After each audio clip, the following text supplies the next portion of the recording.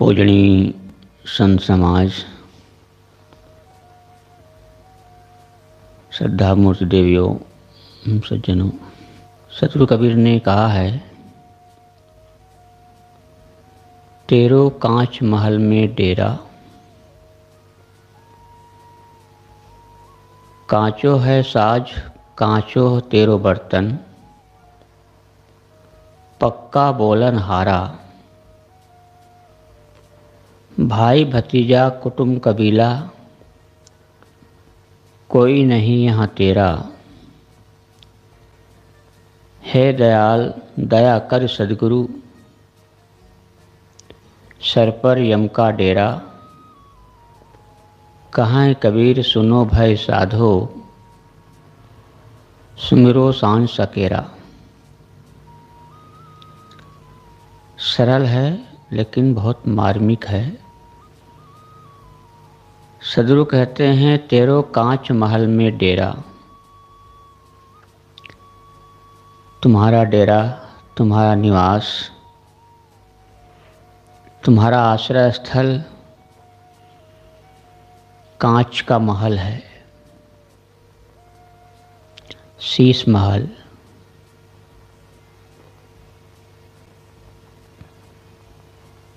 कांच कितना क्षणभंगुर होता है।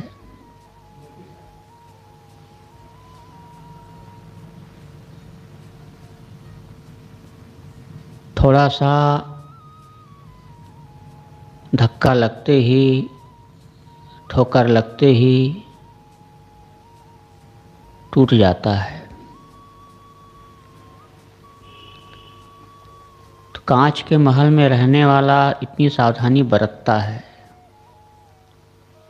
इतनी समझ उनको होती है कि वो कांच की दीवार को धक्का लगने नहीं देता है, बचा के चलता है। लेकिन जिसके लिए सद्गुरु कबीर कहते हैं, कांच तेरो कांच महल में डेरा, यह शरीर कैसा है? कांच का महल। उस शीश महल का तो एक समय हो सकता है, क्योंकि धक्का ना लगे तो काफी समय तक चलता है। लेकिन इस शीश महल का कोई ठिकाना नहीं है।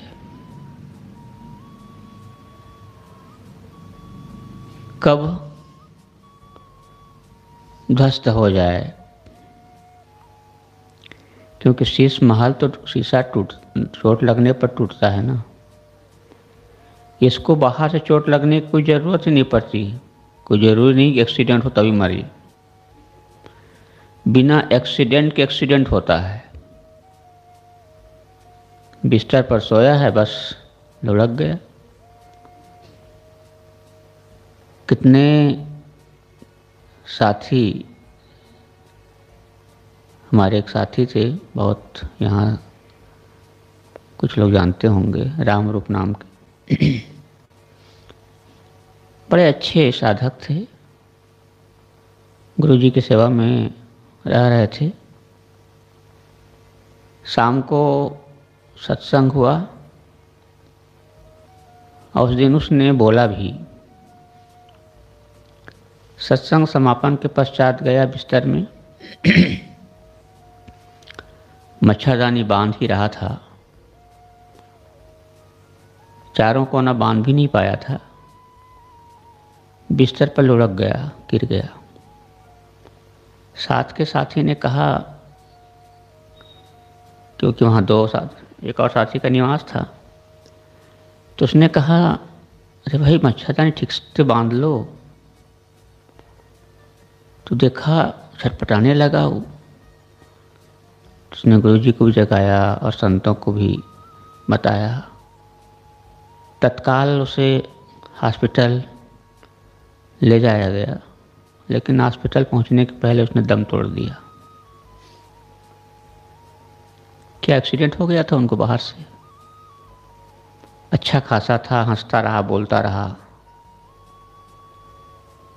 लेकिन पल भर में ही सब कुछ काम तमाम हो गया। तो ये शीश महल है, सदगुरु कहते हैं तेरो शीश महल में डेरा। तुम्हारा निवास, तुम्हारा आश्रय स्थल शीश महल है। बस सावधानी से इसको रखो।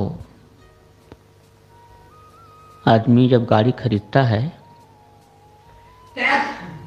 लाख, 2 लाख, 10 लाख, 20 लाख, करोड़ भर की गाड़ी खरीदता है,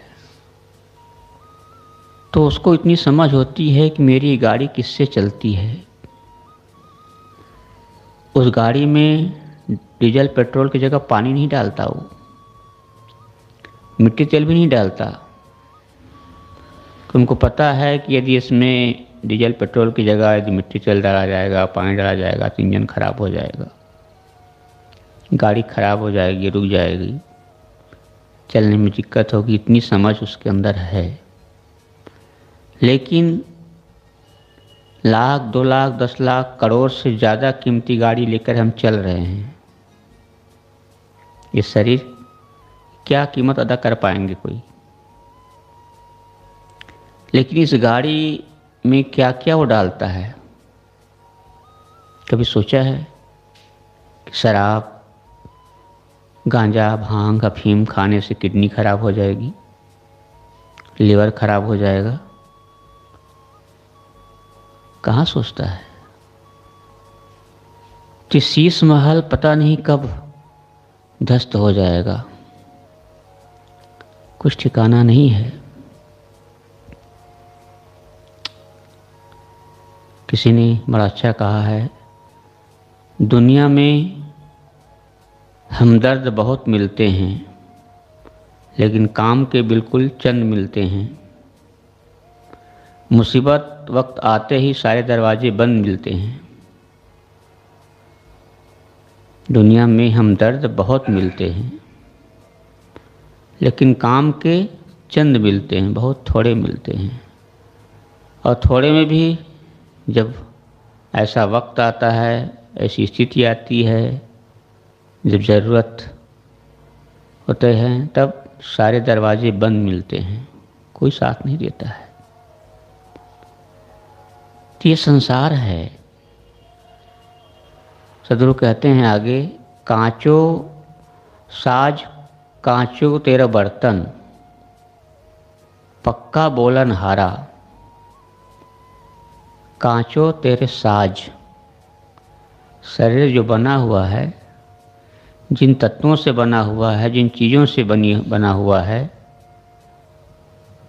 वो क्या पक्का है? बिल्कुल कच्चा।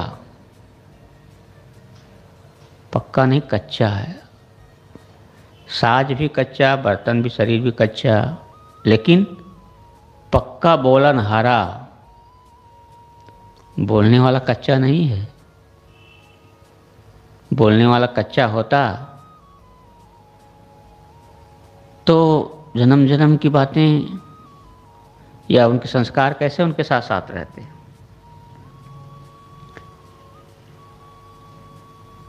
बचपना की बातें भी याद होती है, वे कच्चा होता तो याद कैसे होती, भूल जाते।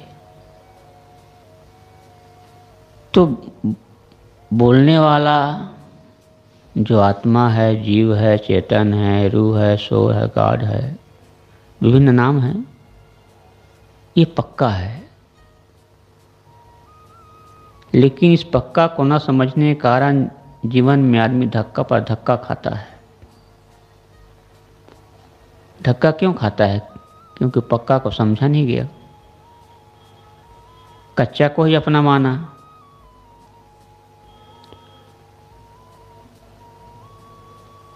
आगे सदगुरु कहते हैं, भाई भतीजा कुटुंब कबीला, कोई नहीं यहाँ तेरा। भाई भतीजा कुटुंब कबीला, समाज में रहते हैं, रिश्ते बनते हैं, रिश्तों का अपना महत्व है। जब जहाँ हो उनके साथ सुंदर व्यवहार करना चाहिए। जहाँ जिस समाज में रहें वहाँ का नियम, वहाँ की मर्यादा का पालन करना चाहिए। यदि नहीं कर सकते हैं तो वहाँ जाना भी नहीं चाहिए। तो भाई भतीजा कुटुंब कबीला कोई नहीं यहाँ तेरा, सदगुरु कहते हैं यहाँ कोई नहीं है। संसार में ऐसे रहो जैसे सब अपने हैं, सब अपने हैं, लेकिन जाने के समय ऐसे जाएं जैसे कोई अपने नहीं है, सब सपने हैं। कहने में सुनने में बात बड़ी अच्छी लगती है, लेकिन जब समय आता है तब मन डगमगाता है, कमज़ोर पड़ जाता है।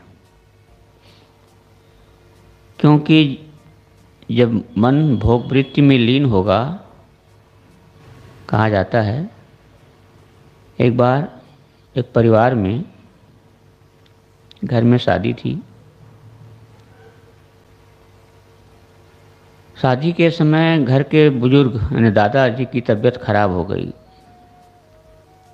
बारात आई हुई है, बड़ी गहमा गहमी है, बड़ी खुशहाली है सब तरफ,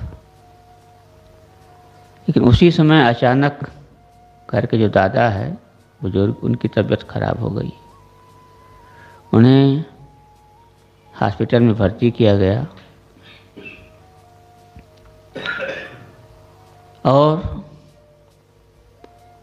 डॉक्टर इलाज कर ही रहा था कि कुछ देर बाद उस बुजुर्ग का अंत हो गया। घर के जो लड़का का पिता है वो क्या कहता है कि इस बूढ़ों को अभी बीमार होना था, आज ही मरना था इसको। उस दादा का लड़का यानी जिस लड़के की शादी हो रही उसका पिता कह रहा है अपने पिताजी के लिए कि इस बूढ़ों को आज ही बीमार होना था, आज ही मरना था। अरे घर में लड़के की शादी हो रही है, पूरी बारात सजी हुई है, गहमा गहमी है। अब वो क्या कहता है लोगों से, कहो अभी उनको वहीं रहने दें। और लोग पूछे तो कह दो पिताजी अभी हॉस्पिटल में भर्ती हैं, ये ना कहो कि मर गया। जिसका सारा किया कराया, जिसका सारा बनाया, उसी के लिए उसके लड़का का मन क्या भाव है। ये संसार है ऐसा। सदगुरु कहते हैं भाई भतीजा कुटुंब कबीला कोई नहीं यहाँ तेरा, कोई तेरा नहीं है। देख लिया है जान लिया सब है पराया, कौन अपना है, कोई अपना नहीं। इसीलिए किसी ने कहा है कि यहाँ पत्थर के मकान बनने लगे हैं पर दिल के मकान अब गिरने लगे हैं। सब चाहते हैं अपने संतान से सुखी रहें, लेकिन बूढ़े माँ बाप को रुलाने लगे हैं। पत्थर के मकान तो बहुत बन रहे हैं, जहाँ खुला मैदान था, जंगल, सब जगह ईंट पत्थर की दीवारें खड़ी हो गई है, बड़ी बड़ी बिल्डिंगें खड़ी हो गई हैं। तो बाहर तो दीवार खड़े हो रही हैं, लेकिन लोगों के दिल में दीवार दूसरी तैयार हो रही है। बाहर ईंट पत्थर की दीवारें खड़े हो रही हैं और दिल में नफरत की दीवार खड़ी हो रही है। तो बाहर के वो दीवार किस काम, क्या काम आएगा वो? प्रेम का घर होना चाहिए। इसीलिए कहा गया बेदरो दीवार का एक घर बनाना चाहिए। एक ऐसा घर बनाओ जो उसमें दरवाजा ना हो, खिड़की ना हो। कौन सा दीवार, कौन सा घर है वो? आत्मस्थिति का घर। इस हाल में प्रवेश करते ही सामने लिखा है आत्मा में लौट आना ही सत्संग है। तो एक ऐसा घर जिस पर किसी का कोई हुकूमत न चले, कोई कब्जा नहीं। बाहरी चीज़ों पर तो लोग दावा करते हैं, माँ बाप की संपत्ति होती है, 2 भाई होते हैं, सब कुछ बांट लेते हैं, सब कुछ बांट लेते हैं। यहाँ तक कि माँ बाप की संपत्ति को बांटने के लिए कोर्ट में भी मुकदमा दायर कर लेते हैं कि इसका हक मुझे मिलना चाहिए, दूसरा कहते हैं मुझे मिलना चाहिए। लेकिन माँ बाप के लिए कोई दावा नहीं करता है कि इसकी सेवा मैं करूँगा। संपत्ति के लिए दावा करता है कि इसके मालिक मैं बनूँगा, लेकिन माँ बाप की सेवा करने के लिए कौन दावा करता है कि इसकी सेवा मैं करूँगा। तो आप की जितनी संपत्ति है उसके हकदार हैं, उसके वारिस हैं,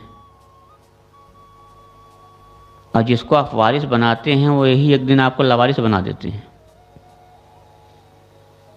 किसी काम के नहीं छोड़ते हैं। सब कुछ ले लेता है और फुटपाथ में निकाल देता है। ये संसार का नियम हो गया है।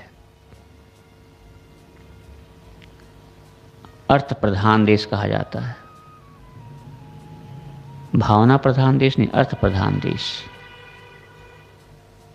और अर्थ से अनर्थ पैदा होता है। इसलिए कहा गया, ये सच है कि धन भगवान नहीं है। सच है कि धन भगवान नहीं है, लेकिन भगवान की कसम धन भगवान से भी कम नहीं है। कहीं भी काम करने जाएं तो रुपये पैसे की आवश्यकता पड़ती है, चाहे साधु हो चाहे संसारी हो, सबको जरूरत पड़ती है। लेकिन उसकी एक अपनी सीमा है। वो सब कुछ नहीं है। तो सदगुरु करते हैं, भाई भतीजा कुटुंब कबीला कोई नहीं यहाँ तेरा, यहाँ कोई तेरा नहीं है।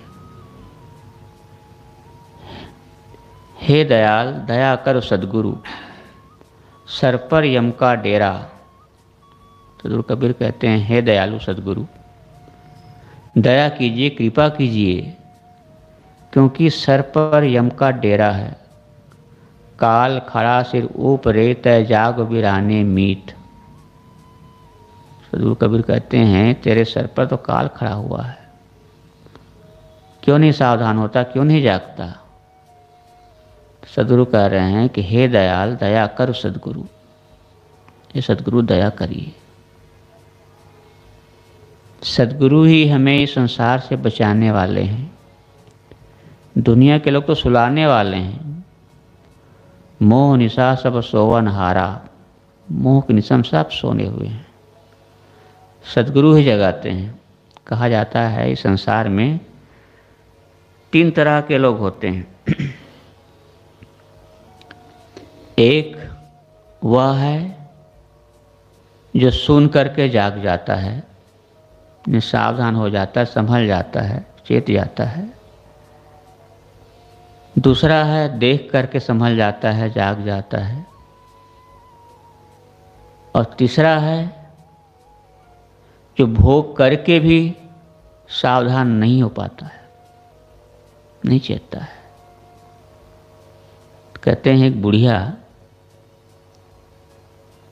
जा रही थी, उनके सर पर एक मैला सा टोकरा और उस टोकरे पर मखमल ढका हुआ, बड़ा सुंदर मखमल। वो जब जा रही थी, जाते जाते एक गली से होकर गुजर रही थी, कुछ मनचले लड़के मिले रास्ते में। उसने देखा बुढ़िया के सर पर टोकरा मखमल से ढका हुआ कुछ है, लगता है बुढ़िया को आज कोई अच्छी चीज़ मिली होगी। अब बड़ी मस्तानगी चाल से चल रही है, क्या गजब की चाल है इनकी। लोग पीछे पड़े, कहे बुढ़िया जो कुछ टोकरा में रखे हो ना सब दे दो, क्या रखी हो। मैंने कहा अरे बेवकूफ़ों, इस टोकरा में कुछ भी नहीं है, और तुम्ही लोगों का तो विष्ठा है इसमें। मैला रखा हुआ है, बीच में मखमल का कपड़ा मिल गया, गिर गया तो मैं ढक लिया। कुछ लड़के तो सुन करके वापस हो गए कि बुढ़िया ठीक है कह रही होगी। लेकिन कुछ लोगों को संतोष नहीं हुआ, सोचा बुढ़िया बेवकूफ़ बना रही है, दिखाना नहीं चाहती है। आगे गया और उससे ज़बरदस्ती की, तो बुढ़िया ने दिखा दी कि देख ले।